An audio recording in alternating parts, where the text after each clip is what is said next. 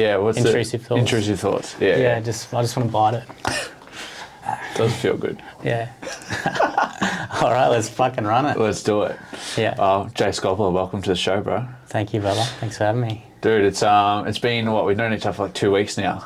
Yeah, not even that. I think we've had a few coffee dates. Feels like I've known you a bit longer though. Yeah, I know. It's getting serious now, a few dates. Yeah. Yeah, it's been awesome to connect, obviously just via Insta, and then I was like, look through your profile, I'm like, what's this guy about? And I was like, oh yeah, there's a bit of alignment there. Yeah. We could definitely have a yarn, and then caught up for a coffee. I'm like, let's catch up and let the people, understand your story. I reckon it's a pretty cool one. It's been awesome to see that you've only really started leaning into this stuff for what, 5-6 weeks now?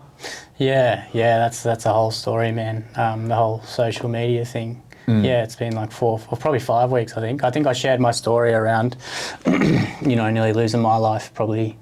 I think I checked yesterday. I was talking to someone about it. I think it was like 2 weeks ago. Went public with that, the old raw story.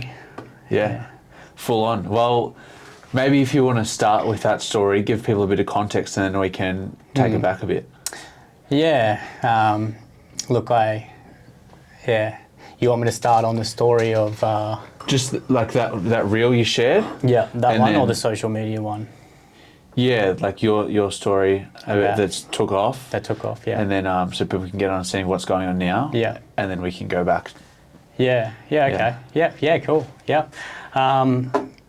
So like a few years ago, I had my own business. I had a cafe, and I went through a bad breakup. I think that was the start of my stresses, and rather than dealing with what was going on, I kind of swept it under the rug and started working copious hours, especially as a small business owner. In the first year, you're working some crazy hours, and there was just so many things. I think I was using a lot of drugs, like I had a really bad substance abuse problem, like a daily one. Anything that felt good that kind of helped me cope, I used. And it got to a point where I had another falling out with a mate, and I wanted to get away from what I was doing, and I just couldn't cope. It was a snowball of things. Like, looking back onto it now, it wasn't just the breakup. It wasn't just the split up with, mates and stuff and feeling alone. It wasn't just that, it was a combination of, 28, 29 years, I think I was at the time. I'm 31 in October, so it's maybe 28 or something, of my whole life. Not that I'm a victim of my whole life. I've had some really great memories. But this particular event, I think, was just the tip of the iceberg that made me to decide what I did. And, on this particular day, I felt all right. I didn't feel that bad, but I remember, I was at my mum's house. At that time I was sleeping in the lounge room at my mum's house after this breakup, still running a cafe. I'm a business owner with staff, and I'm sleeping on my mum's lounge room floor, God bless her, and it wasn't that bad of a day, but, just something happened. I can't remember exactly, obviously, after, what I'm going to say happened, I kind of, my brain's a bit foggy. But, I made a decision that I was going to go to sleep forever. I wanted to die. And I remember walking up the hallway of my mum's house, and, I just quietly shut her door. She would be in her bedroom, often reading, or my mum's a Christian, and, she's sometimes in there reading a Bible or reading a book or just relaxing. And I just went in there really calm and just shut the door, and, I didn't really say anything. And then it just felt like, right.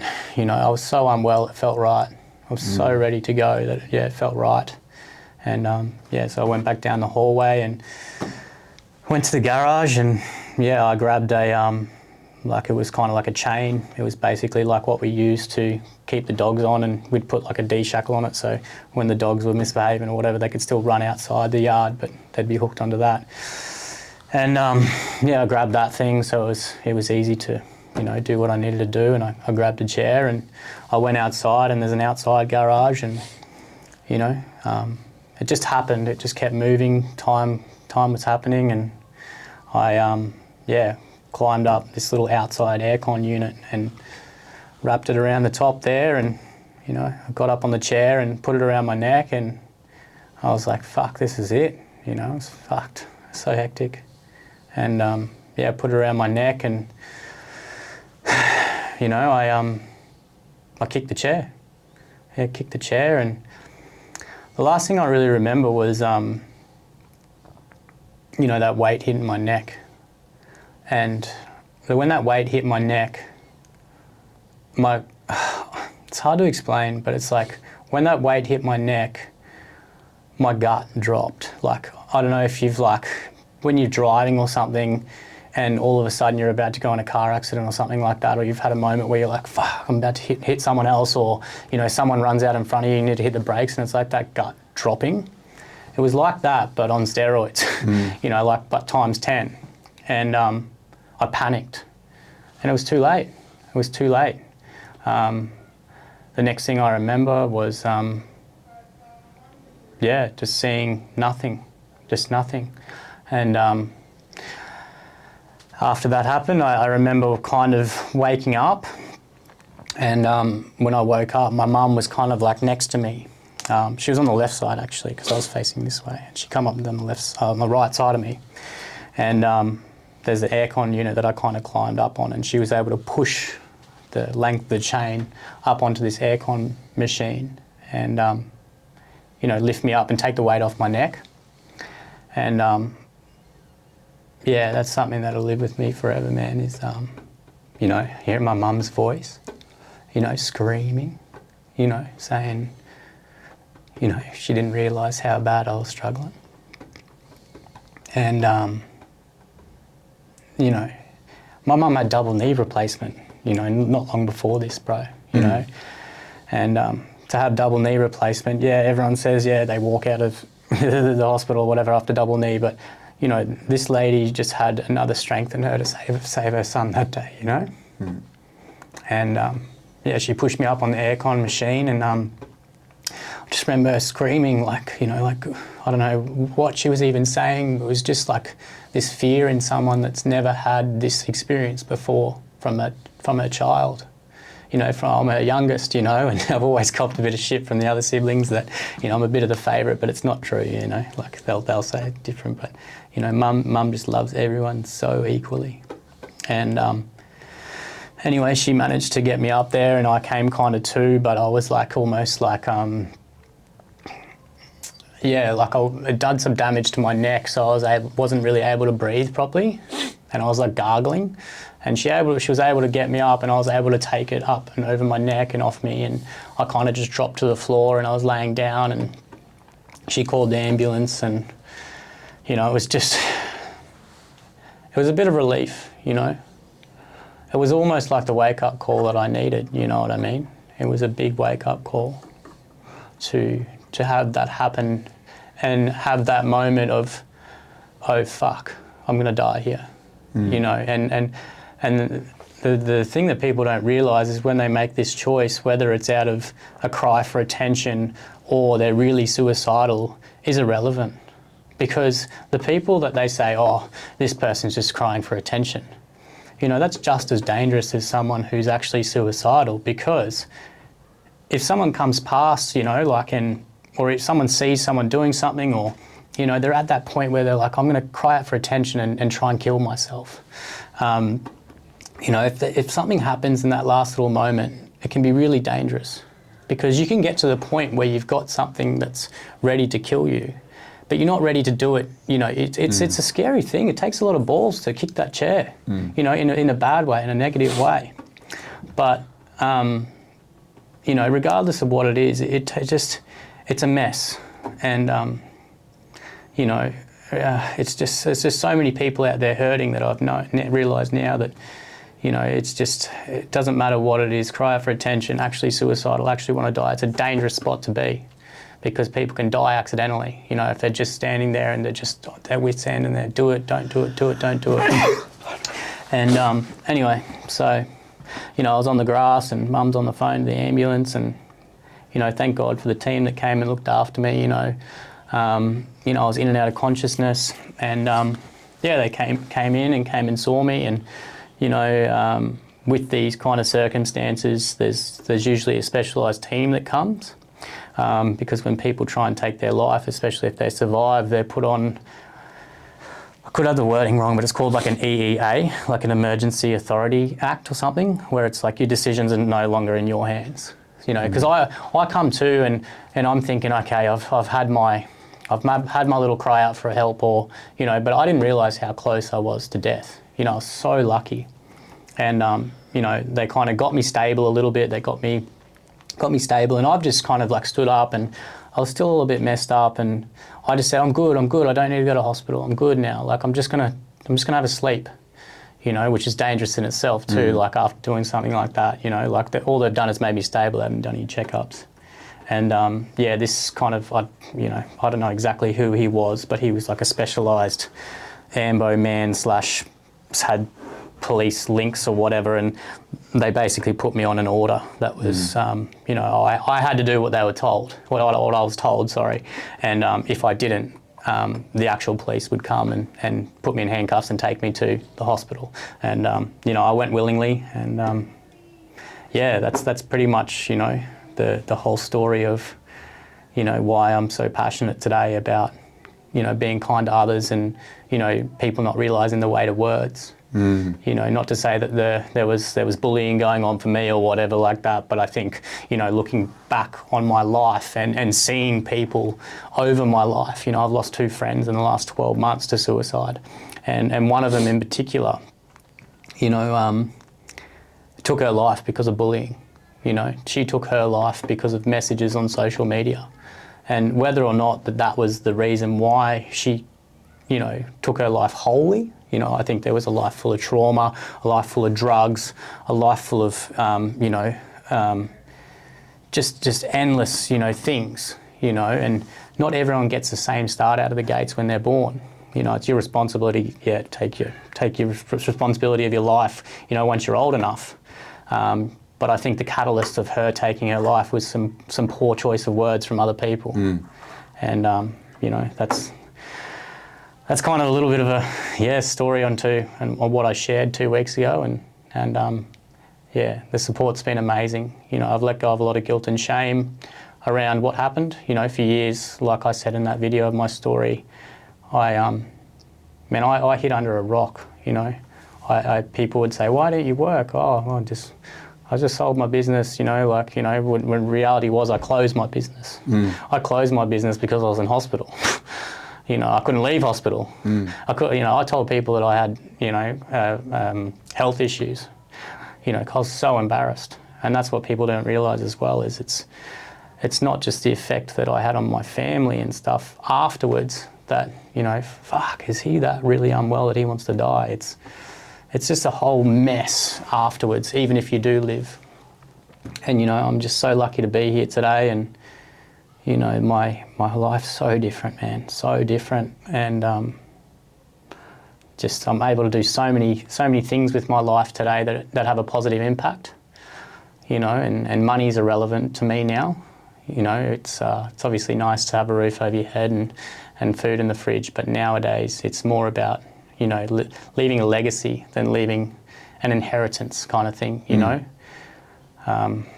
You know, it'd be nice to have both, but for me, I think someone's going to remember me, and especially my family and next generation of people, they're going to remember me for what I did, not what I had. And yeah, the last 5 weeks have just been fucking cooked. I don't know what's going on, but you know, it's a beautiful thing, man, this life, and you know, that's why I keep saying online, you know, if you keep fighting the good fight and never give up, you know, I'm living proof, man. You know, not only should I have not lived when I tried to take my life, the doctor told me how lucky I was not to be brain dead. When that doctor come in and seen me, he told me that the day before, a husband, a father, a brother, you know, he had 2 kids, he hung himself the day before and he was in ICU, a vegetable. Done. 24/7 care now. You know, and did the same thing as me. But I'm here now, so, you know, that's why I'm so passionate about doing what I'm doing and why I've done what I've done with, Instagram. Yeah, it's pretty cool. I love what you said about leaving a legacy instead of leaving an inheritance. Yeah. Because I can't remember a time I've heard of someone passing away and hearing about, oh, yeah, they were so rich. You always hear about what type of person they were, whether it was good or bad. That's what you hear about, not what was in their bank account. No. Doesn't mean shit. No. And how many times do you hear about family feuds over money? You know, it's all irrelevant, that this stuff, you know. Like, and that's part of my history as well, is like, you know, I wanted all of the money, I wanted all of the drugs, I wanted all of the women, you know, like I wanted to be that guy Jay that had the most gear on him or had the most access to whatever, you know, even though I was just a small little boy that was hurt and just wanted to be accepted. I wanted all that for acceptance. And my brothers used to say to me all the time, you know, like, whatever you do, man, like, you're always chasing a bit of respect. You one extreme to the next, you know, you're always doing this and that, you know. And it's like, it's true. And that's why, you know, it's very early days for me today, sorry. You know, it's very early days for me. But that's why I take it day at a time now. And I try and win every day. And I try and stick with my routine. You know, like I've got time up, I've relapsed, I've got time up, I've relapsed, I've got time up and I've relapsed. But now something's clicked. And I think that's what's so cool about social media, is it's not about the numbers and the validation and the likes and all that. It's about spreading a good message and helping one person, but also not just helping one person. Well, having this social media and this personal little diary online, it helps me. Because I'm going to look like an absolute fool if I go out and relapse tomorrow, or I go out and, you know, get in the car and road rage with someone, you know, and treat someone like shit in public. You know, like I'm a hypocrite. Yeah. So that's a really beautiful thing about social media. It can be two things, right? Social media can be super toxic and bully people till they take their lives, or it can be really beautiful. Yeah. And I choose for it to be beautiful.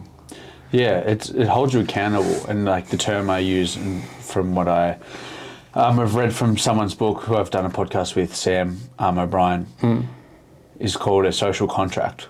When you put it out there on social media, that's your contract to the world, that you've got to now stick true to your word. Yeah. Hence, like, the no caffeine for a month. Yeah, I love that. If I didn't put that out there and like you didn't know about it, I could be going for you with a coffee and drinking a long black. You'd be like, "What the fuck are you doing, man? You said online that you weren't doing it." Yeah, so it helps you keep yourself accountable. That's why I love posting any of my goals online, because it helps, motivates me to get there. Whether it's I'm not doing this or I'm trying to achieve this, people check up on you. How you going with that thing? Like, oh, I saw you post about that. How's that going? Yeah. And you'd feel like an absolute piece of shit. You're going, nah, I didn't do it. And that's the thing that as well is like these little things that you do, you know, may seem little to you or whatever, but that rubbed off on me. I went and got a tea this morning because I'm thinking, bro, if he can have I'm on like 4 coffees before 5 a.m. You know, I need to cut back because I'm starting to get headaches because I'm drinking too much caffeine. You know, and it's that's the thing with addiction as well, is people think addiction's just like the old see-through didgeridoo or the old ag babe, but it's not. It's you know, it's caffeine, it's sex, it's porn, it's all this stuff, bro. You know, it's so much more than just, you know, what the stereotype is. How's your relationship with those other vices? So caffeine's a strong one. Yeah. I need to go to a meeting for the old caffeine, but I don't know if they've got them. But yeah, look, I since meeting you, like, honestly, bro, like, and it's like his space with my faith as well. Like, faith's been a big one for me that I haven't really touched on too much with my Instagram or like too many people, but you know, what I believe in and stuff like that is really goes back to denying yourself things. You know, like even food, caffeine, sex, masturbation, porn, all these things that, like I said before, if it feels good, I'm in. You know, so you've encouraged me, man. You know, meeting you over 3-4 times is, you know, really trying to deny myself. Like even last night and yesterday, like I had a bit of a curveball thrown in my life, and you know, today I'm able to be way more resilient. You know, I was saying to you at coffee this morning, I was saying to you, like, when I have a curveball thrown at me today, you know, I still get those same feelings like, oh, poor me, you know, I'm a victim, you know, why does this happen to, you know, I get that. I'm human. But then I'm able to use what I've learnt in therapy, rehabs, hospitals, you know, making the wrong decisions and getting arrested and all these stupid shit that I've done in my life, that I can play the tape forward and go, okay, well, I can sit in the shit, or I can go, you know, I can use my mentality of keep fighting the good fight and never give up and go, bring it. Let's go. If I've got to find a new place to live in 4 days, or something goes wrong with a family member, or have a fallout with someone, you know, I just try and have that perspective shift where I'm like, okay, bring it. What's the solution?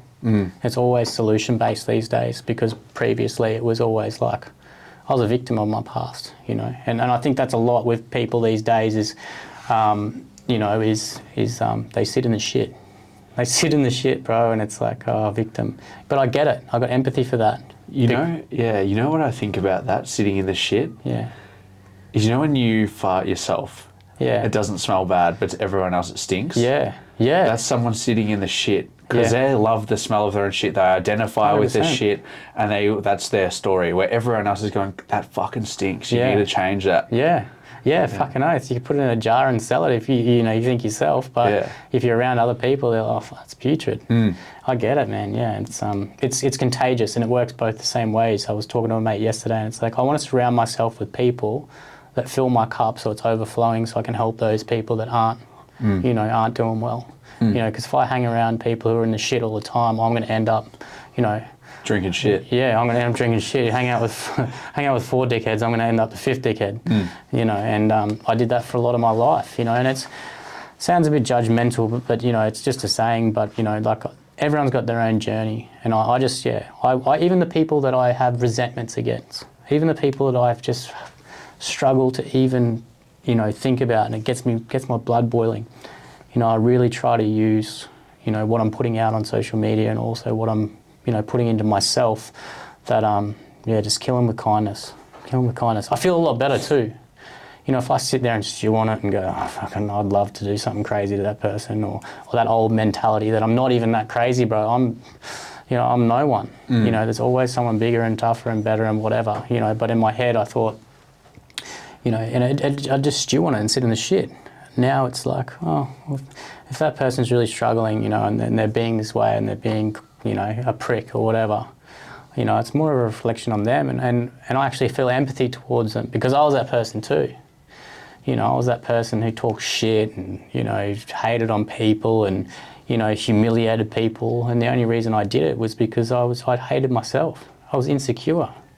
I had such a bad self-critic and such bad insecurities about myself that I needed to really hate on other people to bring them down to my level, so I felt alright about myself and the things I'd done in my life.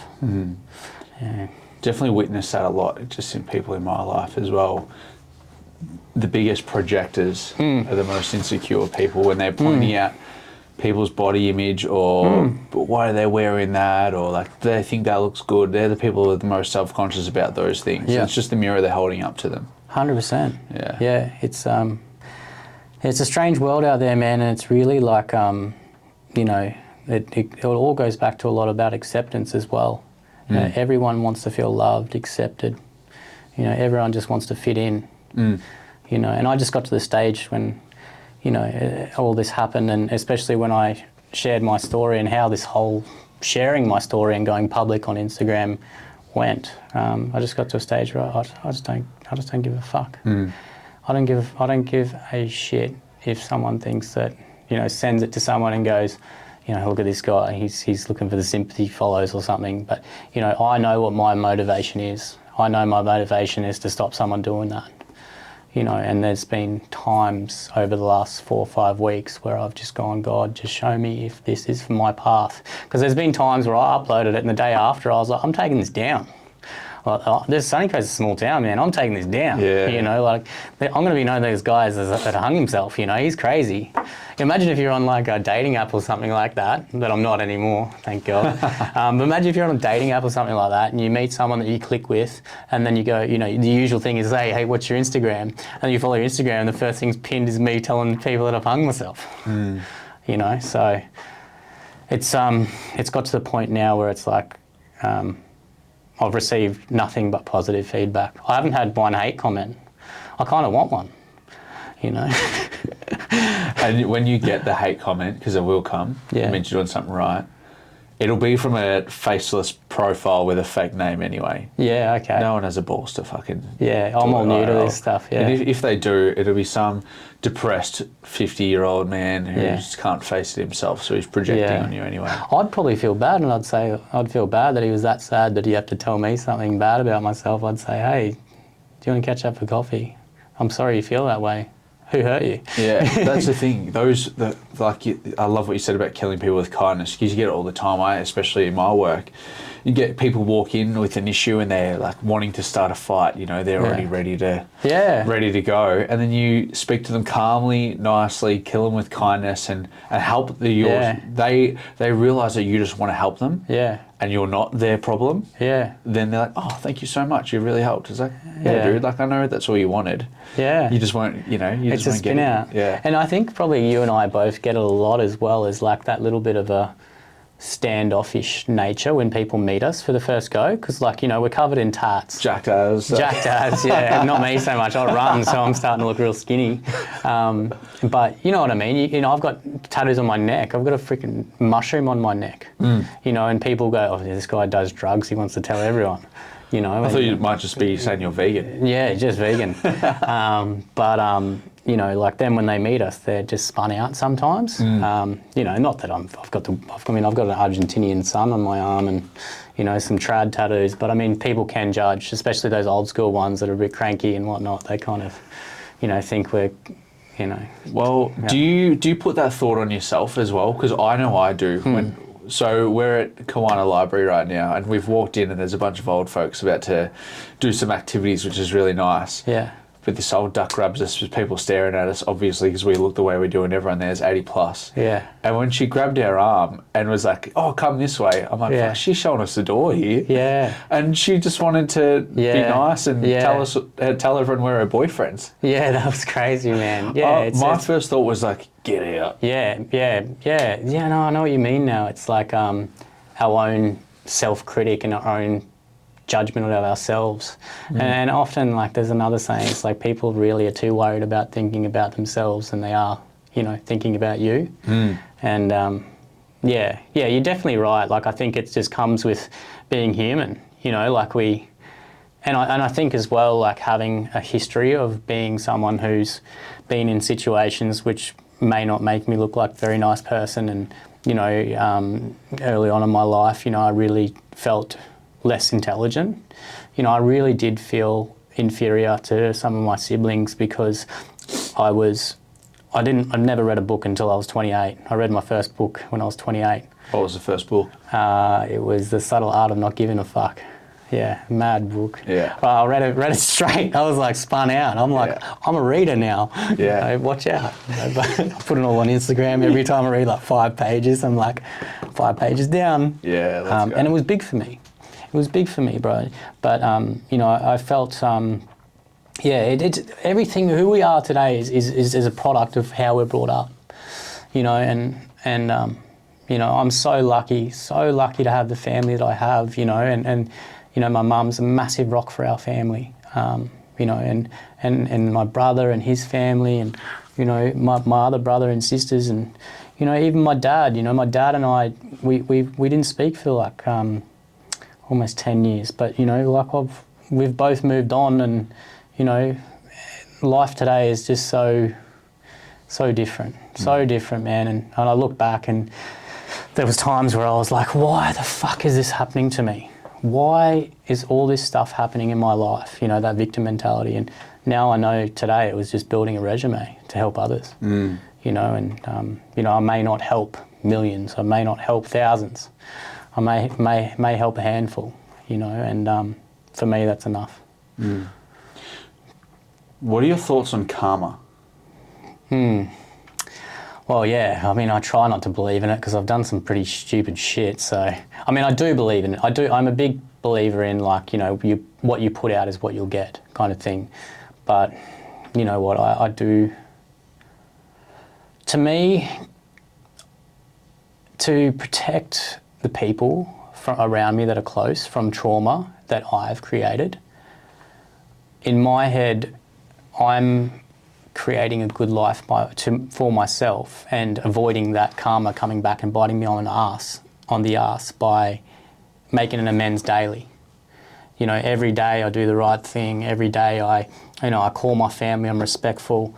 I try to be. You know, sometimes me and a family member might argue with me, or a friend might, you know, have a tiff or whatever. But I try to just make sure that every day that I'm alive today is doing the right thing, you know, and part of that is staying away from drugs and alcohol. Because if I stay away from drugs and alcohol, I'm a far better person.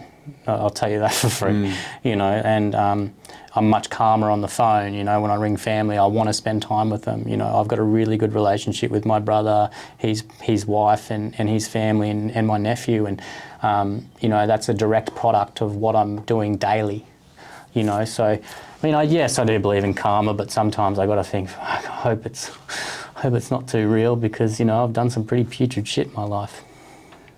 Yeah, I think you can pay karma doing positive things as well. You don't have to get it straight back the way you gave it. You can obviously do things to set it right as well. Like, you know, you said you've done some things wrong and you wouldn't want to have that happen to you, but you can right those wrongs as well. Yeah. I don't know if you've seen the show My Name is Earl.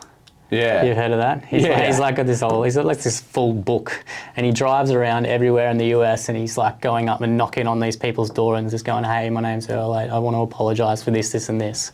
And, you know, which is cool, but like I said before, like sometimes people are not ready. You know, if you've really caused trauma to someone and you go and apologise because it's for you, you're just being selfish. You're not thinking that going and knocking on their door and saying, hey, I'm Jay, you know, I'm the guy that, you know, robbed you and helped you look for it. You know, you know, that might bring up trauma for them. You know, they may have let that go. So, you know, I think there's different ways of making an amends. One is being the right person daily in the community. Yeah. And you know, two is also, you know, making sure that if you are going to make a direct amends, that person is okay for that. You know, if you're in contact with them, you know, maybe you can contact them and say, hey, I know we haven't spoken for a long time. If you've got the capacity for me to make an amends, I'd love to catch up for coffee. If you don't... Yeah, that's more what I meant, is more living intentionally in a positive manner.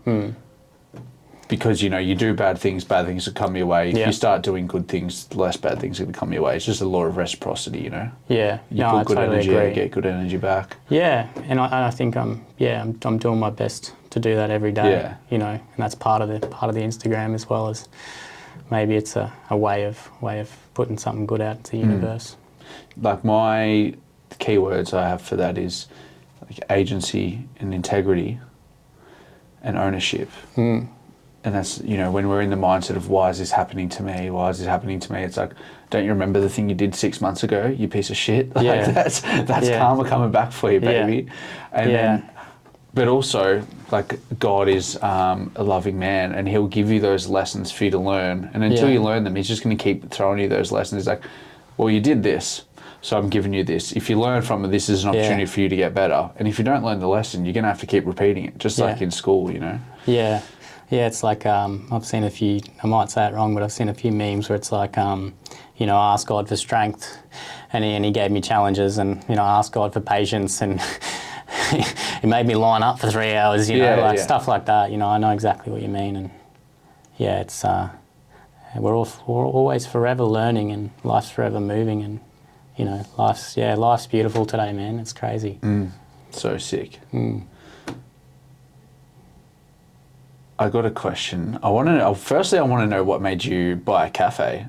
So you were working FIFO, become a cafe owner, and was that on the coast or was that Brizzy? No, so the cafe I had, bro, was it's called Macro Doc. I was big into my meal prep, and essentially I was in between jobs kind of thing, and I was meal prepping for myself. And one random day, I was like, I'll post it on Instagram and see if anyone else wants me to make a meal for them. I'd make 10 meals, Monday to Friday, lunch and dinner.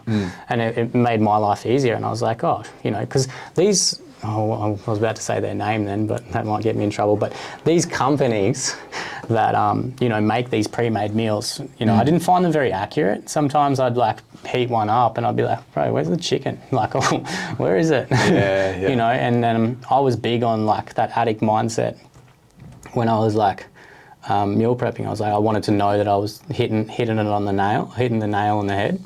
And anyway, so I put a post up and, 2 people reached out. So I made like 30 meals, 10 for me, 10 for someone else, and 20 for 2 other people, 10 each. And I did it, and I put my best into it, and they ate it, and they messaged me and they said, you need to do this more. So anyway, I went over to my mum's place, and this was when I was still with my ex, and I went over to my mum's place and I was like, can I use your kitchen to make meals? I've got like 3 people now, which was 30 meals, plus mine, so 10. I was making 40 a week in between jobs. And I was like, I worked it out because I'm a chef by trade, and I was like, I'm making 30 or 40 meals. It's covering my meals, and I'm also making money. I was like, hang on a second, what's going on here? So within a matter of like 3-4 weeks, like some of the weeks I was doing like 800 meals in my mum's kitchen. And my mum was there like, bro, it was so funny, man, because I didn't even have like, I had nothing like in terms of like, all these, ways and stuff to do it properly. Apart from being a chef, I knew how to be clean. But I would say to people, cash on delivery. And then I'd go, so I'd have like 10 people, like I'd do maximum maybe 100 meals a day, so, or 150 meals a day there. So sometimes we'd get up to close to 700-800 meals a week. And I'd say cash on delivery, and they'd come pick it up, cash on pickup, sorry, and they'd come pick it up. So I'd have like 10, 15 people coming to my mum's house on an afternoon picking up these meals, and it looks so sus. I'll have these people rocking up, they'd walk in for a little bit, they'd walk out with a bag. What's this bloke cooking in the kitchen? What's this bloke's cooking in the kitchen? And I said to Mum, I was like, Mum, if the cops come or something like that, I'll invite them in. Like the worst thing I'm going to get is a slap on the wrist by the council for cooking in my mum's kitchen. I'm going to tell the cops that I've got the best shit, bro. I got a high protein, low carb, whatever you want, high fiber, uncut, brother. This is organic chicken breast, and my mum was, it was so funny, man. Like, in some of the best memories, my mum was been so supportive through that. And so I'd cook all the food, we'd bulk cook it, put it in her oven, we're fucking running the gas through she'd gone through gas bottles and stuff, and then I'd cook it all up, we'd let it cool, and then we'd get on the scales. And it was like, it was a little operation. And me and Mum, I'd stand there and I'd go, okay, Mum, we need 250 grams of rice, 150 grams of chicken, 100 grams of broccoli. I'll do the chicken and the rice. Can you put the broccoli in, put the lid on and put the sticker on and date it? We got a date thing from Officeworks, the stamp. And then we'd put it in the freezer, and I was getting up at 6. By 1 o'clock in the afternoon, I had 150 meals done for the day. And then by 4 o'clock, I'd text the people. I didn't even have a laptop. I had a piece of paper and a pen. And I'd text the people, hey, your meals are now chilled, because like being a chef, I knew that I needed to give them under 5 degrees. It's like a safe thing. I couldn't just cook them and give them to them warm, because I didn't know, even though I had no licenses, nothing, like I needed to do salmonella it. And yeah, it's salmonella or whatever. And anyway, so I text them, I'd go through the list and say, hey, so-and-so, your meals are ready, can you come and collect? Bring cash on delivery. And they'd come and collect it and whatnot, and we'd clean down the kitchen and we'd do it again. And then within 6 months, I think it was 6-7 months, I had a cafe. I had a lease. I had a lady that, let me hire a place, and all of that just went to shit as soon as I felt like, after it all went really successful, and, some of the people that still reach out to me know about, macro doc and stuff like that. And it was a really beautiful process, but, it taught me so much. And, unfortunately, because I, got unwell and decided to move away from that because I had to, it left me in a shit position. But, fortunately, I had things in place that could support me and get me through, and family and stuff like that. And, that's part of probably something I need to do in the future is, the manager of that place was such a lovely lady, and, you know, so supportive of me and stuff like that, and, you know, let this guy that come in at my pitch to her was when I could lease the space and buy, like, because I had the money to buy the equipment, but I didn't, like, there's no way I could buy a commercial space. So my pitch was to her when I first met her to lease me the space so I could expand was, hey, I'm cooking meals in my mum's kitchen, we're doing like this many, like, I don't even know what I am, but I've called myself Macro Doc because it's macros and ready-made meals, and I like coffee too, and we can make a cold cabinet. Can you let me rent this? And she was just like after a while we got it over the line, and yeah, I think you know, there's someone else there now doing their thing, but you know, in the future it's probably something that I'm going to go and, you know, thank her for and be a man, and you know, because it was a shit ending. You know, shit ending. You can imagine someone that's run a successful business that, you know, I had really, you know, decent business going there, and it got to a point where I was abusing drugs and alcohol, coming into way too much money and the wrong people, and, you know, I decided that enough was enough and the way out was to take my life, and, you know, unfortunately, because I had no choices to make anymore, it wasn't mine to make, so I had to close. And but it was a beautiful experience, and, you know, I haven't lost what I've learned. You know, I'm a high school dropout turned company owner. You know, although I did lose it, I didn't lose the experience of how to open a company. Towards the end, you know, I had to obviously become legit. Yeah. I learned how to open a PTY LTD and keep myself safe and how to use Xero and all that. But, you know, it's something that I can still keep with me. But, you know, like I said before, I held on to a lot of guilt and shame around losing that, and, you know, hitting rock bottom, and, you know, now I'm just rebuilding, and I've gone into a different career now, so, you know, and it aligns with, you know, using my pain for purpose. But when you were opening the company and starting working in the cafe, you were still using drugs and that sort of stuff? Yeah, I was on, I'm pretty open about it. I was on steroids. I was on the kitchen sink. You know, I was running everything. Yeah. I was a different person. Like I was, I was fucking... I had this, it was still, I think only in the last 2 years since I hit rock bottom, 2 or 3 years since I hit rock bottom, and doing the work on myself, like DBT, rehab, self-help books, you know, faith, family, finance, all this stuff. Looking back on it, the reason I was using all those drugs was because I just had a real need to feel wanted and accepted, and you know, I think that goes into why I was working so hard with the business, because people loved me and respected me because I was making this business. You know, I was doing this business, and I was doing meals for them, and I was making a lot of money, and, you know, it was crazy. You know, people wanted me. And I think that probably stemmed from maybe a little bit of childhood stuff, a little bit of bullying in school and whatnot, that made me move towards that way of wanting to feel loved and respected. And, you know, I'd do anything. And then that's where the drugs probably come in as well, is because, and especially steroids. You know, you can pump some steroids for 4 to 8 weeks and your delts pop out and your traps pop out, and your head, not physically, but well, I mean, it does as well, it fills up. But your brain goes, I am the coolest cat in this place, you know. You walk around like Conor McGregor does, you know, and it's really, really, really, if you don't need it, you know, if it's not in my opinion, I don't know, I'm not a doctor, I'm just another bare bum in the shower, but, you know, if you don't need a testosterone boost, it's a very dangerous game to play.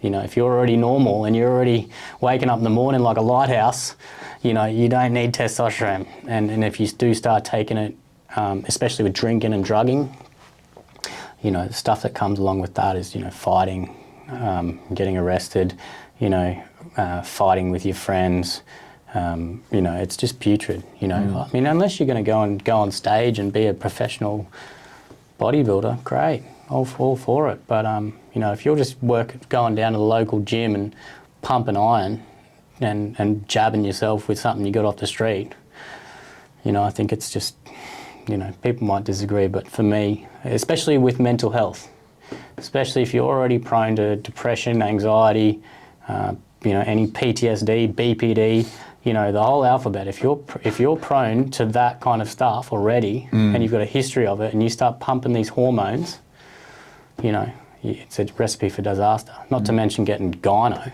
Yeah. You know, it's terrible. You know, there was a time there when my nipples started coming out, and I was like, geez, I can't even wear a singlet anymore. It looks like I've got a golf ball under my singlet. But, you know, it wasn't just the steroids either. It was, so I was bad on the cocaine, the old see-through didgeridoo, anything, brother. So your life, from the outside, was going really well. You've got this business that's really taking off. You said you were still in the relationship at that time. So early on I was, but then I was with my ex.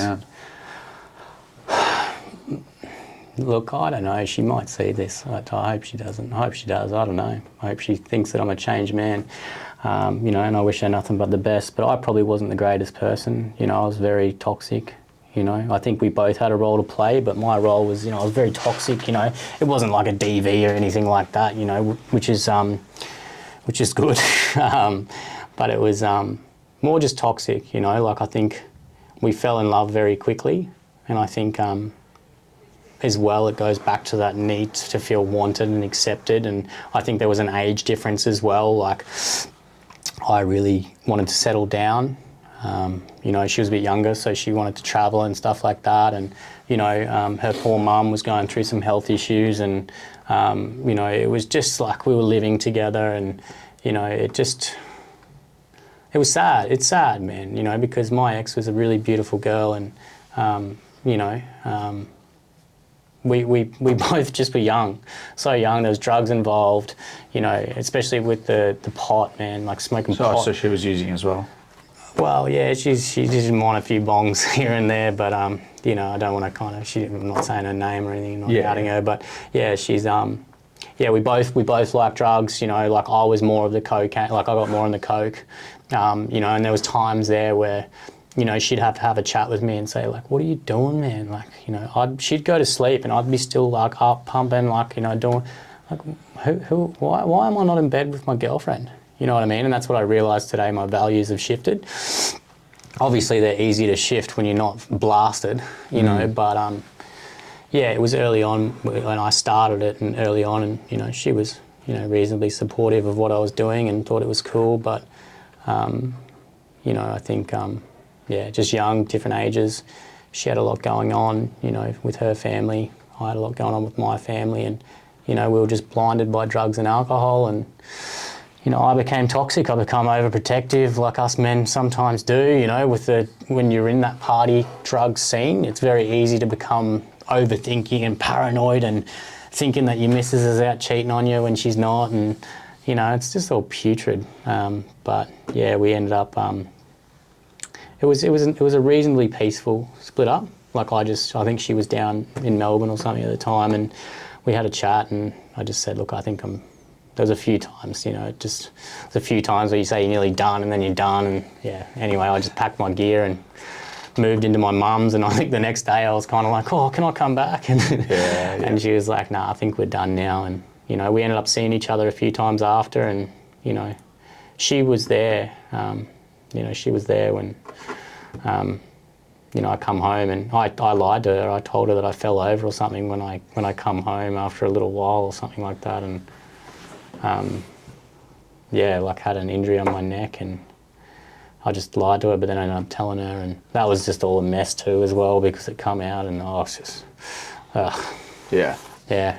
Why I asked that is because it's that a lot of the time breakups can be hard, and that can be a catalyst for it all spiraling. But it seems like there was nothing. Like, was there a catalyst for it, like shit hitting the fan, or was it just an accumulation of time? I think, it was a lead up. Yeah, it was just, I think we probably should have broken up a long time before we did. You know, like, I think that's why nowadays I've been single for 4 years.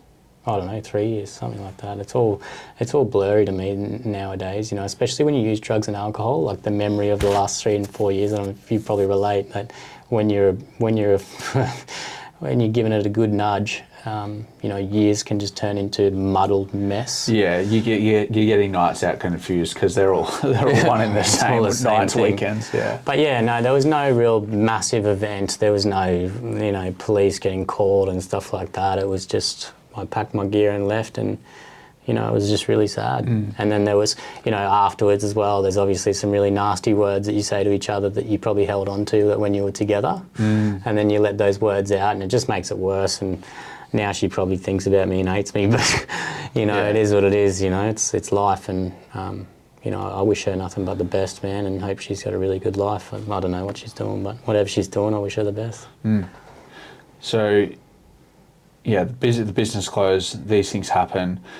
But I'm really interested in what you mentioned about like doing everything to the fullest, whether it's having the most gear, like taking a business from your kitchen to a cafe, and where that drive comes from. And you said it could stem from childhood and that sort of thing. Do you remember the first time that you were like, you hyperfixated on something and were like, I'm doing this to the best, and what was the motivation for that? Because the business thing is like, I'm doing it well, let's keep doing it. Whether it's the drugs and that could be acceptance and feeling needed from other people. Do you remember the first time you had that feeling, or like wanting to feel wanted? Yeah. Well, looking back on it, like there's a few things like, now, as you know, I'm like really into my long distance running. It was definitely probably sport, and cross countries. In school. Yeah. When I was really young, I remember thinking, if I can win this, I'll get a medal. And, I think it was same again, it was a want to be liked, and if I could use my talent or my hyperfixation on something to be liked, that would be, a bonus. And I think I've always been told by my family is I was always the most outgoing one. I was always like told, Jay, go and ask him, or go and do this. And I don't know why, maybe there's something that went on, I think there is some stuff that goes on that I've kind of, chatted to you about that I kind of said, I don't want to go into. Yeah, that's cool. I definitely think there's some stuff that happened, and I know people say you probably don't remember what happened from 0 to say 4 or 5, probably 3, 4, but I do really feel that sometimes, even if you don't remember it consciously, it kind of shapes you into this person. The body keeps score, brother. Yeah, the body keeps score kind of thing. Yeah, and I think maybe that's where that stemmed from. And I don't know, anytime I think about this, and like maybe even it's similar with this Instagram stuff and this podcast stuff, and it's like, it's all about me, but it's really not. It's really not. Like I really get a good kick and a really good feeling and these big dopamine dumps by helping others. And I just really want to make that my main motivation. And through that, through helping others, if I'm able to be respected for that, that's a fantastic thing. Because my motivation is to do something over here that is for the greater good. My motivation isn't over here anymore where it's I want to have the most drugs, or I want to, be the person that can take the most drugs or drink the most or be the best. My motivation now is to help others and show them that, it's possible to make change. Yeah. And, I think at the end of the day, we all want to be, accepted, loved, popular, all the rest of it. That's great. But I think like it's important to remember where our motivation comes from, and, it's been a beautiful process, to come to that realisation, but it's taken a fuckload of work. A fuckload of work. And a lot of people telling me that I'm, I remember the first time someone told me that I've got a validation issue. I fucking didn't like that, but... What did that bring up for you? What memory? Because obviously if it's triggered you, you believe it's true. Yeah, well, it was defensive. I was like, no, I'm not valid. What do you mean? I've got female validation issues, I've got male validation issues, I've got people validate, all this stuff. And I'm, obviously getting defensive. Of course I've got issues, but I've worked on that so much that, today I catch myself doing it, especially online and, in person. I really try to have a genuine conversation, with someone rather than an ulterior motive of that, you know, and I've gotten better of asking people as well what's going on for them, because previously I'd have a conversation with you and I'm sitting here trying to tell you how great I am because I want you to tell me that I'm good. You know, I'd be telling you, oh, bro, you should have seen what I did on the weekend, you know, or I'd even tell porkies, bro, I'd even like tell you something that wasn't true. Bro, you should have seen how much gear I had on the weekend. It was like this big, you know, or, you know, you should have seen how much money I got, you know, like, or, you know, you should have seen how big me, whatever. Dick is. Yeah, the dog is, you know, and then, you know, I'd sit there and I'd go, come on, tell me I'm good, you know, and... Did you receive that enough as a kid then? Yeah, I definitely think so. Like I said, my mum was just such a beautiful lady, and you know, she really supported all of us kids, and you know, she was a single mum, you know, of 4 kids at one stage there. You know, we had my dad in my life, but you know, there was just circumstances with my dad's side that, you know, we had you know, quite a few kind of fallouts and stuff, and you know, my dad struggled with addiction as well. You know, he's quite open about what he used when he was, you know, in his worst of addiction, and I think addiction runs in the family. But I don't think I necessarily had acceptance issues within my family. I think it more happened outside of the family with traumas and stuff. You know, like, and you know, maybe some of the environments that I was put in. You know, because sometimes at a young age, you know, a lot of the stuff, thinking back onto it now, is probably a lot of my fault.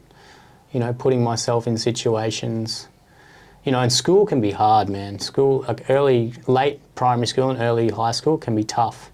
And if you don't feel like you fit in, but then you go out of your way to, you know, if you're the first kid in grade 8 to pull up with a bud, you know, like, that's cool. You know what I mean? Like, if you're the first kid to smoke a billy down at the skate park with the boys, like, man, everyone's going to be talking about that. That's sick. And, yeah, look, I mean, there's definitely stuff that I've been through as a kid, you know, a lot of violence, you know, a lot of traumas and a lot of, like, mixed signals, you know, like... Can you talk about the mixed signals? Yeah, I think, like, you know, like my mum would really be, you know, the one that was, like, kind of killing with kindness. And, you know, I think, you know, on the other side of things, you know, it was a bit more kind of like, you know, if someone bullies you at school, you know, like, smack them in the mouth, you know, so it's kind of like yin and yang. But, you know, like, looking back on the way that there was mixed signals with kind of having, you know, yin and yang parents, you know, I think from my dad's side, it did come from a place of just protection, you know. You know, my dad had a pretty, like, from what he's told me, his dad was a tough man, you know, so it's generational, right? Always is, yeah. You know, I think, yeah, having those mixed signals was tricky, because I would, you know, be at mum's 80-90% of the time, and then, you know, I'd go and see dad, and, you know, there's some really great memories with my dad, and you know, we didn't speak for a long time there, but now we speak, and, you know, and the past is in the past, and, you know, that was hard to do. You know, I'm sure it was hard for him as well. But one thing I remembered is, like, if people can forgive me for what I've done to them, you know, like hanging myself in the garage, you know, like, yes, you know, people are going to forgive you for that, but, like, how do you expect people to move on from that and just forgive you for putting them through that? You know, like, you know, beating people up or getting beaten up or robbing people or stealing things, all this stuff. How do I expect people to forgive me for this stuff and be forgiven for this? But I can't forgive my dad for not always being, you know, the best dad. The best dad. Yeah. You know, and you know, I think him and I both know that I probably wasn't the best son. You know, I was a prick of a kid, you know, But, you know, it's important to take ownership, what I can take ownership in. You know, and I thought, when my dad and I didn't speak for like 10 years, I thought, man, if that man dies and I don't speak to him before he dies, then that's going to fuck me. You know what I mean? And even though there was some mixed signals and there was a lot of violence and a lot of, you know, stuff that, you know, I definitely still live with, and I'm sure he still lives with, because we put him through a lot of shit too. You know, just the forgiveness and kindness always wins, you know, and yeah, I just want to be able to, you know, I just want to be able to live my life today without any resentments and animosity towards people, because that stuff eats you up. It really eats you up if you're sitting there, you know, angry at the world, angry at people that did this and that, and, you know, like my faith, bro, like what I believe in, man, like, you know, if a man can die on the cross, you know, and do what he did for us, forgive us for our sins, you know, I can forgive my parent, or my, you know, my dad's side, and, you know, whoever else. I can forgive, you know, old mate down the road that we had a punch on with for, you know, breaking my nose or whatever, you know. Like, if he can forgive all of us for everything that we've been through and everything we've done, then, you know, whatever I went through is minuscule. But it's good to remember too, right? Because I can kind of understand myself a little bit better, especially going through, like, I've done like hundreds of hours of therapy. Have you looked into shadow work at all? No. Because that would be interesting. It's like facing our shadows. Carl Jung talks about it. And it's, you know, the way you show up now, like, is shaped by these experiences. And what I'm thinking of there is, you talked about, like, your mum's killing with kindness, dad is respond physically, as you know, any old school dad would say, I think. And for you to have your experience with your dad, but to still go, well, he's my dad, I'm going to do what he says. Were you doing it out of respect for him? Or do you think you were doing it because if I do what dad asks, I'll get respected by him and be accepted? Yeah, I think a bit of that too. Like, I always wanted to have that sense of feeling that someone was proud of me, you know? That moment of someone that was proud of you was, big, yeah. I think it's a mixture of both, to be honest. But yeah, you're probably right. Yeah, I draw a parallel with my dad telling me a story about him and his dad. He had this gold cross, like, their family's Catholic, and some guy broke it, and so dad, like, popped him, broke his nose, and the guy broke his. He was scared that the guy broke it, like what his dad was going to do, because his dad was violent. Yeah, and he. So much respect from his dad for doing that. Yeah. Like, wow. But he did it out of fear. He's like, fuck, this guy's broke my chain, my dad's going to kill me. And, like, he would have, maybe not killed him, but put hands on him. Yeah, it's like you want to make your dad proud. But then, he's like, out of fear, but also it was like, well, I've got to do it, because if I don't do it, it's going to get done to me. Well, it's quite a common thing, isn't it? You think about, like, oh, man, this bully keeps bullying me at school, and I'll just pop him. Oh, I can't wait to get home and tell dad. Yeah, it was like, dad's like, or someone's going to think I'm a bitch if I don't respond. Yeah. So it is an interesting one. Look, I think, you know, I always say nowadays, you know, hands are for loving, hands are for kindness, you know, but I think there is some circumstances where, you know, well, what do you do if someone breaks into your house, you know? Like, if someone broke into my house with my mum there, I'm going to put my life on the line. You know, I'm 78 kilos soaking wet, but, you know, I'm psychotic. Well, we can only control ourselves and what we can do. Someone walks into a room, like, you can't control what they're going to do. You can do the best you can with the tools you have, but at the end of the day, they start swinging. You got to protect yourself. Yeah, that's right. Yeah, there's very limited times, and I think, you know, that violence is the answer, which is cool today, because, you know, I always thought it was the answer. You know, and I think that goes back to talking about feeling less than in terms of being intelligent.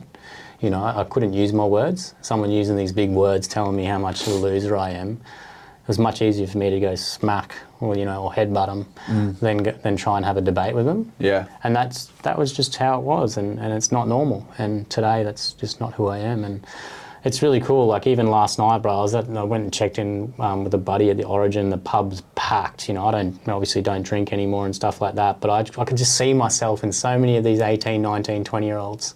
It's crazy, man. Oh, man, bless them. Bless them. You know, they'd probably smack the fuck out of me these days because I'm such a lover, but, you know, you see these 18, 19, 20-year-olds and they're full of piss and they've got their chest out and they're doing the old stare down the aisle and, you know, they've got this arrogance about them, but it's all alcohol-fueled, man, and, you know, it's no judgment. It's more just understanding and empathy, and it's just kind of like, man, I used to do that as well. It's funny to see. Yeah. But, Yeah. And they're all projecting as well. They're all insecure and scared that someone's bigger than them, so got to pretend to be bigger than what they are. 100%. Yeah. I mean, we all do it, man. You know, you go to the coolest gym, you want to be in the cool group, and you know, you go to the pub, you want to be in the biggest group and hang out with the biggest people, and it's all just it's this want for more. You know. Well, it's Maslow's hierarchy of needs is like to feel, you know, a part of something, community connected, feel safe, you know, and when you're strength in numbers, you're going to feel safe. 100%. Yeah.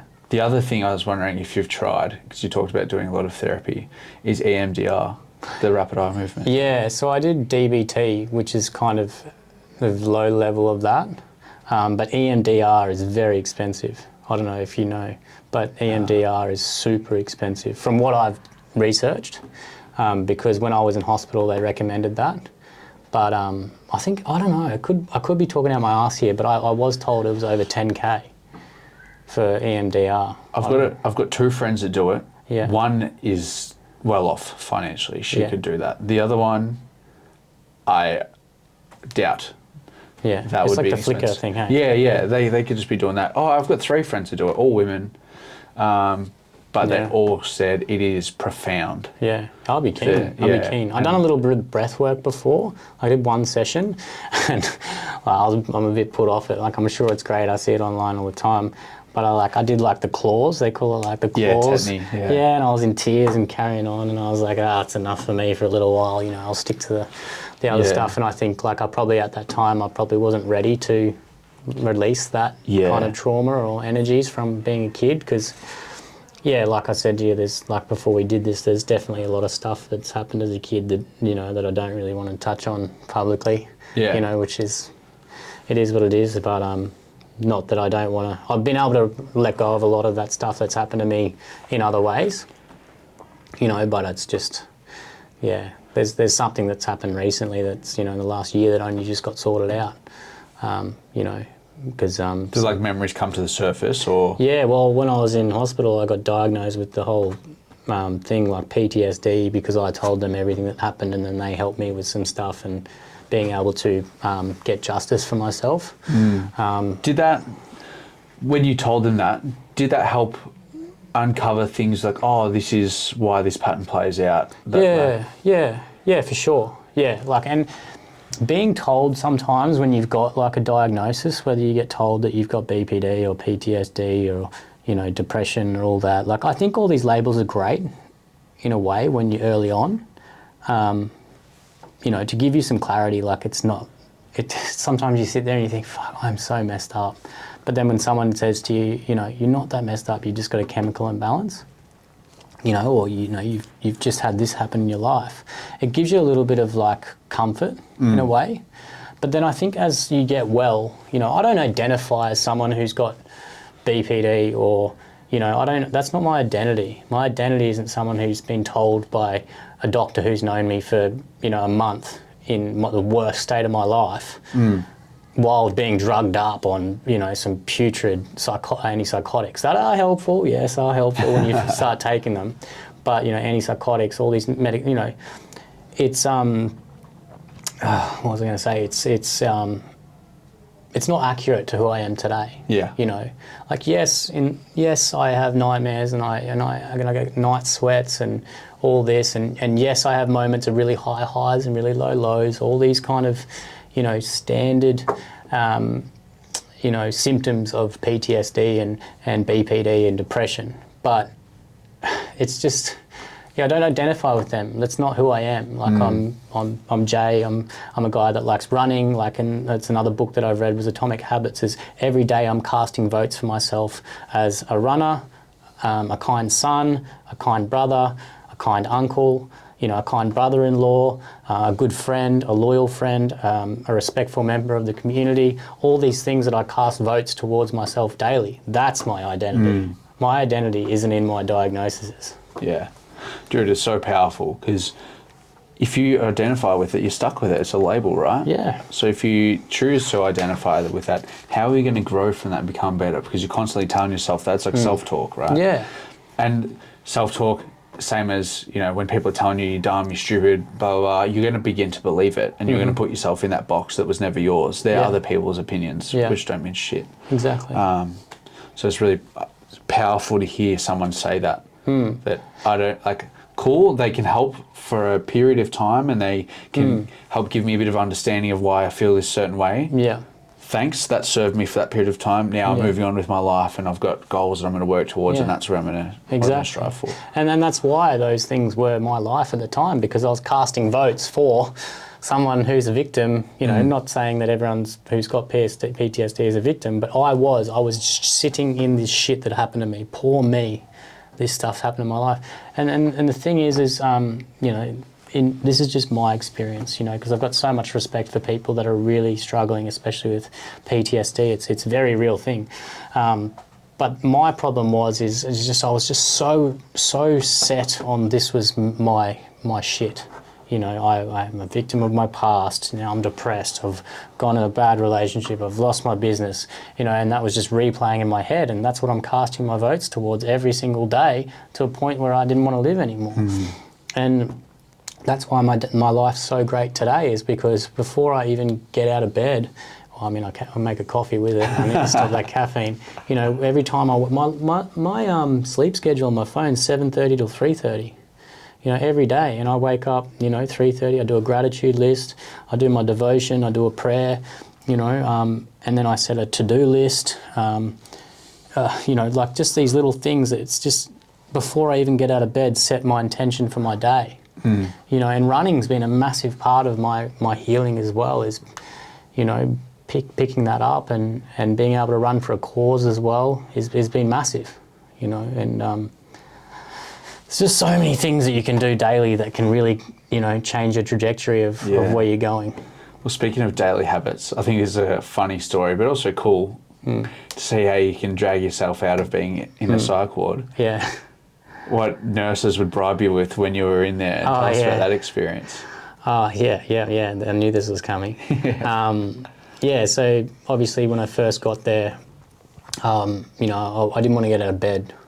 You know, the ward that I was in was like an 8-person ward. It was pretty intense, you know, didn't want to get out of bed. You know, I was kind of grateful that I did live, but then I just wanted to sleep, you know, especially when they pump you full of antipsychotics and, you know, all this, because I was batshit, man. I was gone, you know, especially coming down. You know, they don't realise that, you know, that was a big thing as well.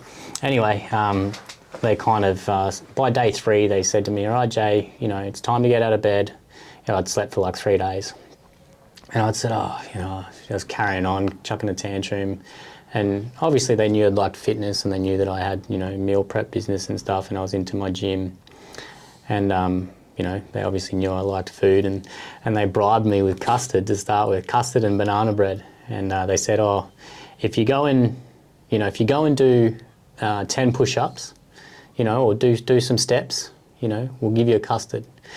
Because I think how it came about as well is when I was sleeping for those 3 days, I'd get up and I'd go and get a custard and a banana bread and mix them together. And that's all I was doing, was eating and sleeping. Especially when you're on those antipsychotics, like you just want to eat. So they must have saw that or something and put 2 and 2 together. And then when I wasn't getting out of bed, and they said to me, this room is for 2 things, sleep and sex, not during the day. And you can't have sex here. So I was like, okay. So yeah, it started with that. And then, you know, I'd do push-ups and I'd get a banana, custard and a banana bread or whatever. And then after like, you know, a few days or whatever, I'd go up to them and say, I'd already had my custard and banana bread for the morning. I'd done my workout. And I'd say, how about I get 10,000 steps in, I do 100 push-ups and 100 sit-ups and 100 dips outside, like just body weight. They had like this picnic table type thing, and I was just using that. And I was like, can I have more? And they were like, yeah, no worries. So you just see this bloke, man. I'm in this psych ward, man, and you've got like a lady over here that's got bird's nest hair, and another guy over here, the poor fella's pulling his hair out because he's got voices in his head. Like, it was chaotic. And you see me, I'm doing paces up and down the psych ward. I'm doing paces, trying to get 10,000 steps. And the psych ward's probably only like 3 times as long as this little room here.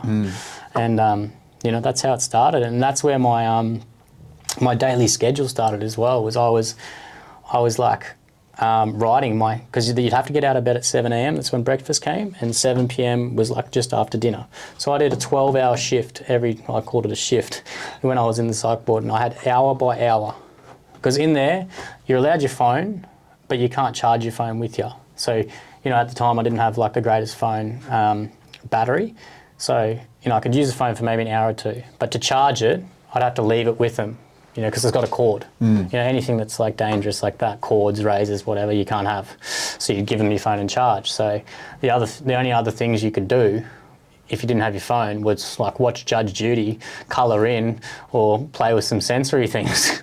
It was like a childcare centre for adults. And it was. I really should go back and thank those nurses and the security guards. There was a few times there that I got kicked up a fuss and threw the toys out the cot and carried on, and but thank God for people like that, that help people like myself when they're rock bottom, because there's some people in there that were, and that's perspective too. There's people in there and people today that are far worse off.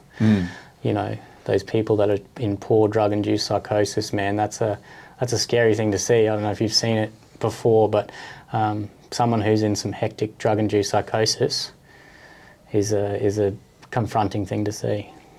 Yeah, I did a podcast real early on, like episode 3 or 4, with a guy named Brendan. He was in one for 6 months after doing too much acid, and he was like, he nearly ended it too because he couldn't see a way out.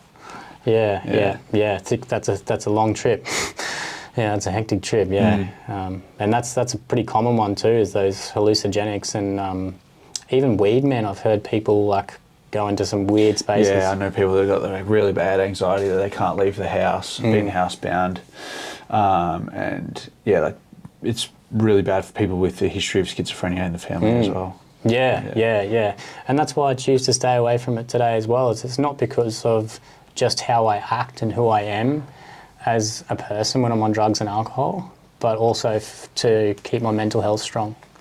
Because I didn't think about it for a long time, obviously, and now, how my mental health is a definite direct result of, how strong it is today is a direct result of what I do each day and what I eat and, sunlight and routine and, the 4 or 5 key things that I definitely really suggest to people if they ever ask me if they're depressed or whatever or stuck in bed is definite sunlight, routine, exercise, diet, those 4. And then 5th, maybe faith. I got taught that in through rehab and programs that, having a higher power is important. For me, I've got my faith, but for other people, it could be that microphone is their higher power. It doesn't matter what it is for you. I believe in one thing to be right, but for me, I don't push that onto people, and that goes back to someone that pushed it on me as a kid and I hated it. I hated it. I think it's if someone asks and wants to know more about it, I'll tell them about it. Yeah, let's talk about your relationship with faith and how the recovery brought that on or brought you closer as well. Yeah. Well, I think after I got out of hospital, it was quite evident that I had a drug and alcohol problem, addiction. And, I started doing programs and, they call them meetings and stuff like that. And, they keep anonymity quite high. So you're not supposed to really talk about, what it's called or where it is and stuff like that, protect people, because sometimes there's people in these rooms that are living like normal lives and they're bloody lawyers, but they're functional addicts.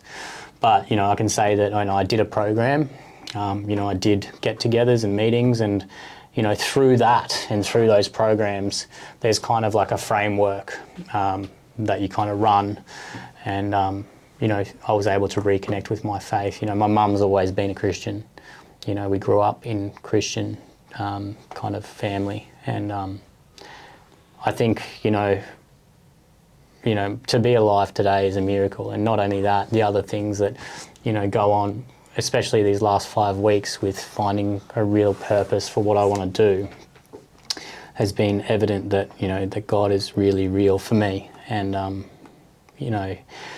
I think like I said before, this whole process of sitting in a room today talking to someone I've met 4 times in a podcast talking about my life is evidence that God's got a plan for me, you know, a plan for good.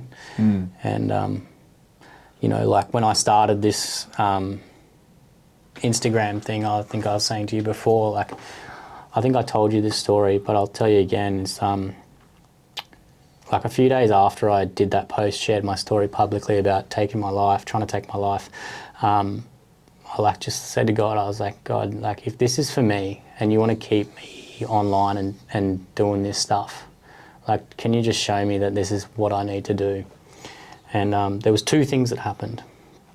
The first thing was I went for a run and I stopped my run. I was walking home and this poor lady walks out of this apartment building and she's not in a good way, like mentally. She's either Alzheimer's or drug-induced psychosis or something. She didn't know where she was. She had one thong on, one shoe on. She was wet and all her hair was just frizzy.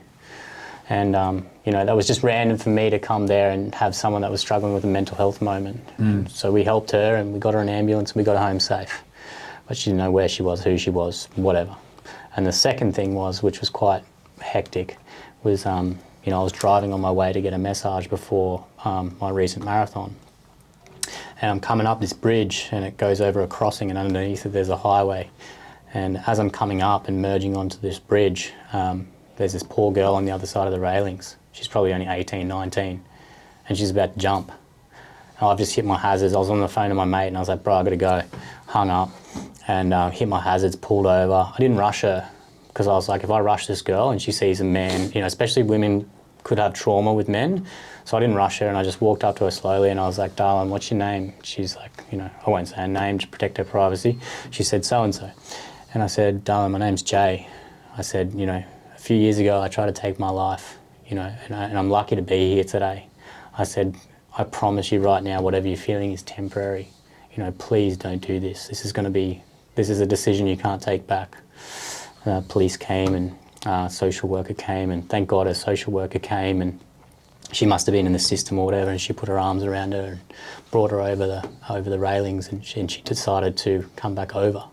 You know, and those 2 things within, you know, a week, let's say, of me saying, God, like, show me that this is my purpose. You know, why me, of all people, in Queensland, sunny coast, you know, whatever, why me am I the person that has these 2 things happen after I've gone, show me this is my purpose? Because like I said, there was times where I was like, oh, let's take this down, let's deactivate this Instagram and let's go back into my guilt and shame. But, you know, it's not how it's going to work anymore, and I just don't care what people think anymore, and it's more about, you know, helping others and, you know, helping people choose one more day. For sure. Dude, he always delivers you things when you're in alignment. If it's not in alignment, you'll face roadblock after roadblock after roadblock. But when it's in alignment, things just work, you know, seamlessly. It's the path of least resistance. Yeah. I was chatting with a bloke yesterday. I went to the gym with him, and he was listening to a podcast. I pulled up to the gym and I can hear it through got his window down. I was like, fuck, I need to speak to this bloke. The podcast was resonating with a book that I had listened to, and I was like, big bloke covered in tats, and I put my phone through his window. I'm like, oi, have you heard this book? It's so good, you'll love it. And we ended up chatting, and he's from Langi, which is less than 15 minutes from where I was living in Melbourne, in city of Frankston. And we're chatting, and he's in the men's workspace and all this sort of thing, and he used to be an outlaw bikie, and now he's come up here doing all this different stuff, wanting to help men, help people. And funny that you said he wants to turn his pain into purpose. And we were chatting yesterday. We caught up for the gym, had a session together, and he's like, I asked God for a sign, and then some bloke comes through my fucking window in the car and starts chatting to me, and I was like, right, it's crazy how that happens. Right. It's and even how I shared this story, you know, the story of me going public on Instagram was just weird. Like, I got back to the sunny coast, and I knew that I was running the Gold Coast Mara, and I was like, I'm going to raise $1,000 for Lifeline, because you know you can do a fundraiser when you run an event. And so I chose Lifeline this time. I always choose something to do with mental health. I did it last year with my half marathons and stuff, and So I was like, oh, I'll make my profile public, and that way it'll be easy to get a few more people, and I'll just share a little bit around, you know, mainly losing my 2 friends. Yeah. You know, and not about me. And so I did that, and then I went to a cafe, and then I was sitting across from this guy, and I saw his shirt, and it was like "Grab Life by the Balls," and I was like, wow, this is so strange. Like, why am I sitting in front of this guy? Like, anyway, I decided to make like a donation. And then the manager there, you know, knew that I'd made a donation, and she's like, I'm going to tell him. And I was like, oh, don't tell him, you know. And I just want to make his day. But she said, I know, I'll tell him. I said, if you're going to tell him when I leave, and just say the bloke that was sitting across from you made a donation to you, and he just wanted to make your day. And you know, he just said that he's got lived experience with suicide. And he wants to thank you for what you're doing, something like that. The next day I get a message from this manager at this cafe, and she says, oh, he wants to meet you, he's dropped you a hat and a singlet and stuff. And I said, oh, okay. You know, so we planned catching up, and we shared stories, and I shared my story with him, and we shared tears, and, you know, he's an inspiring man, you know, that runs Grab Life by the Balls. It's just an amazing program that, you know, is trying to reach as many men and boys as they can through mateship, you know, and prevent this suicide, you know, number that we have. And that was kind of the day before I shared my story, you know, and I just thought, man, I'd be stupid not to share it. And it's just, yeah, it's all these things that have just lined up, and then since then there's like, I don't know, I'm very new with the whole public insights thing. I've had to ask a few of my friends that, you know, that do social media and stuff, and it says that there's like 8,000 new people on there, and I was following them all back and just following people, whatever, and then my friend said, you're not supposed to follow them all back. And I was like, oh, why not? Yeah. You know, so I'm just a bit new to it all, but yeah, look, I just want to I just don't want anyone to suffer alone. I don't want anyone to suffer alone anymore, because I know what it feels like, and yeah. It's just been a special story, how quick it's happened. And, you know, I've said this to people before, if it dies in the arse tomorrow and doesn't reach any more people, that's great, because the amount of messages I've got in the last 5 weeks is good enough. You know, it's good enough that people probably say, oh, that guy did something cool for 4 or 5 weeks. Yeah, and that's not really going anywhere anymore, but I've got a feeling that it's not. Yeah, bloody oath. What about the marathon running now? I love, and I think we were speaking about this morning in the cafe as well, with people with addictive personalities, they focus their addiction on something, and when they recover from drugs and alcohol, they just find the next thing. Yeah. And you found running. Yeah. Tell us about that journey. Yeah, so 11 months ago, I was living in Alex, and my roommate there, Tori, I didn't really know her that well, and she just walked up, and I said, oh, what are you doing? You know, she was into her running and stuff like that, and she said, oh, I'm just going for a run. I'm training for the Sunny Coast Mara. It's in like 2 or 3 weeks. And I said, oh, that's cool. Maybe I'll do it too. You know, you should get a ticket. We'll do it together or something like that, you know, and we can train together. You know, we could become great friends over it. And that was the first half marathon I'd run. And before then, I hadn't even run more than 10Ks or even 8Ks. So that day I went and bought a ticket, and I started a fundraiser because, you know, 2 weeks before that or 3 weeks before that, I lost my friend to suicide. She killed her, she hung herself. And that's a crazy story. It always gets me fucked up when I think about it. Anyway, so I bought the ticket, and I started a fundraiser for Suicide Prevention Australia. I just picked one, you know, that was in line with suicide or mental health. Raised a bit of money for them. They sent me a shirt. I did the run, and you know, I remember doing the first 5K run, like, because I had 3 weeks to train. I was like, oh shit, I better send. I was like a full addict. Same, you know, like you said, I did a 5K run, and my back hurt, my knees hurt, you know, everything hurt. And I'm thinking, I think I run like a 5K at like 5:45 pace or something, and I was like, how am I going to run 4 of these? You know, I think I had to even stop a couple of times. Anyway, I got a little bit of training in, and I ended up getting a coach, Lockie. He helped me for like the last 2 weeks or something, and then he helped me into the next marathon, which was another beautiful event as well. No, I think after the Sunshine Coast, I got Lockie.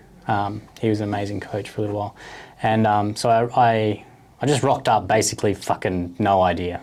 And, my friend said, what are you going to try and do? I said, I'm going to try and get close to 1:40, an hour 40, which was stupid for a first marathon, especially someone that had no idea. And I got an hour 45, and everyone was like, whoa, and I surprised myself too, but fuck, it hurt. It hurt. I was almost in tears, but I remember having my friend's initials on my arm, and I always have my friend's initials on my arm every race since. And, anyway, the day after, 2 days after, I signed up to the Gold Coast half as well, which was, I think it was 12 weeks away. So literally the day after that, addict mentality again, after I finished the half, signed up to a next one. And I got a coach, Lockie. He's an amazing man. He's on Instagram, and he does online coaching. And Lockie Stewart. And he coached me for 12 weeks, and I lost some weight, and then I went to GC, and like a 90-minute half's pretty good for your second half. Fuck yeah. And I run 93 minutes at the Goldie after 12 weeks of being with Lockie and understanding running a bit better. And then I took some time off, but I was still running daily, but because I did some travel and had a mate get married and stuff like that, I didn't have any events as such. And then, like 3-4 months ago, I knew that I was going to run the Goldie, and I really locked in and got a new coach, Paul.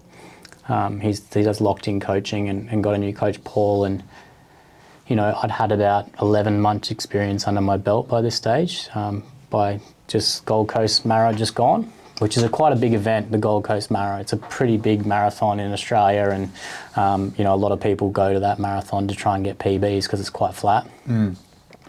And so I had 11 months under my belt, a bit of running, 2 halves under my belt, which is still fuck all.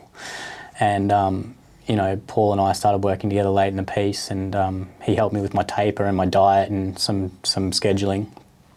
Fantastic man.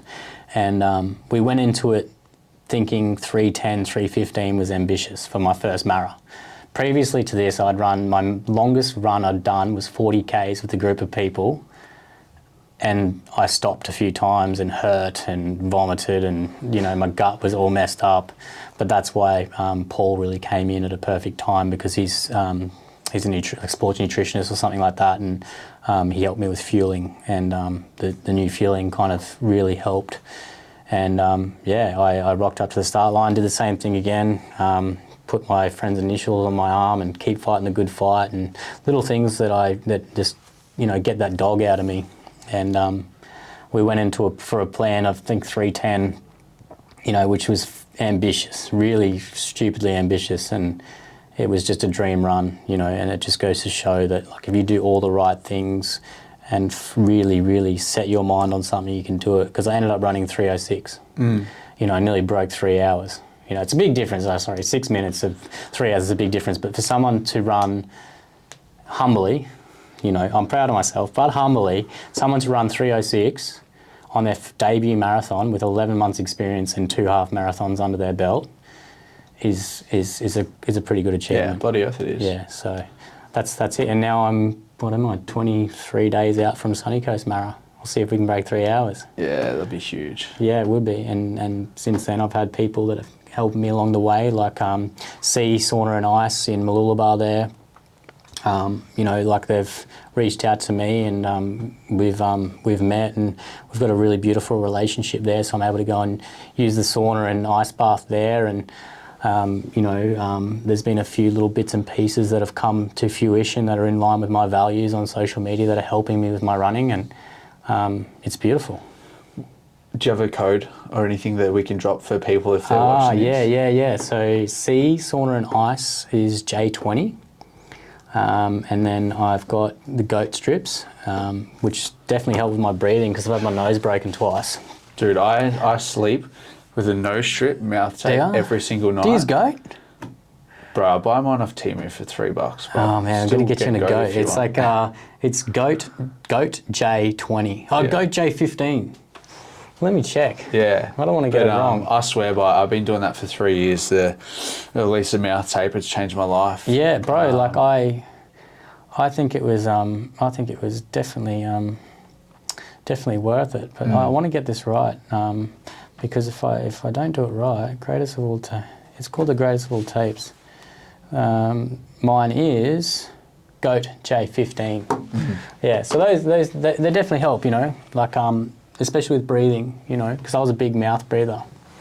And yeah, like you said, I use it for sleep, I use it for study. I've started using it for, you know, just more things other than just running. Yeah. Because I think it's, yeah, it's a big benefit. And yeah, so yeah, those are the two. I've talked about it a lot on the potty about nose breathing, mouth taping. I wake up with a hangover now, sleep with my mouth open if I don't tape it. Do you? Proper, just feel shit. Maybe that's me too. Maybe dude, if you notice your breath awareness is such a powerful tool, and that's just like sitting there, knowing where you're breathing. Is it into the chest? Is it into the belly? Yeah. In through the nose, mouth, pauses, that sort of thing is such a powerful tool, and you can do that anywhere. You can do it sitting here now, you can do it driving, you can do it before you go to bed. Because when you're breathing with your mouth open, think about when you're doing that. When you're gassed, when you're tired, when your body is in a stress response. So if we're just sitting here every day, like breathing with mouth open, you're signaling to your body that you're under stress. You're gassed, Yeah. And you're same as you're breathing into your chest. Think about when you're in a state of anxiety, you're breathing up into your chest. So if you're breathing in your mouth and your chest, you could be chilling, you could be sleeping, but your nervous system still thinks you're unsafe. So that's why you wake up feeling like shit, because your body has been stressed out the whole time. So that's why I feel hungover. So if you sleep with it, nose breathe, get some more air in there, mouth tape, do some belly breaths before bed, like settle yourself down, avoid the blue light, all that sort of stuff. It does work. Yeah. You'll wake up feeling 10 times better. Like track your sleep scores and see how it works. It'll be I'll check it out for sure. Yeah, I think on that note as well, like, you know, when I'm running, it's I've never really been good at meditation, like just chaos in the head. Yeah. And when I'm running, I'm really able to just be so present with the moment. And I noticed, especially on the GC just gone, where I, you know, had a dream run for a debut, I really was just so focused on my breathing. There was times where I'd look at my heart rate, you know, I was sitting around 85% heart rate, which was perfect for where I wanted to be for a marathon.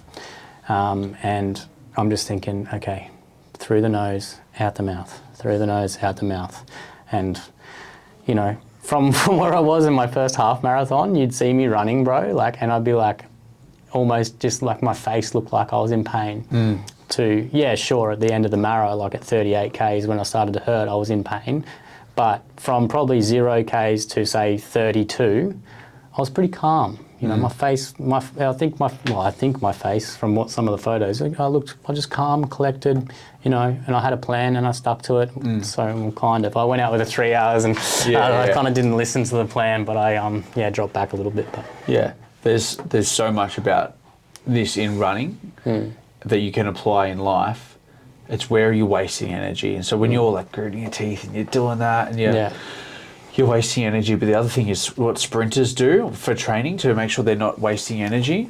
They run with icy pole sticks in their hands like that. Yeah, right. So you know when you're sprinting and you're like tensing up and you're like, I just need to go. You don't need to be tense in your arms to run. They should be flowing.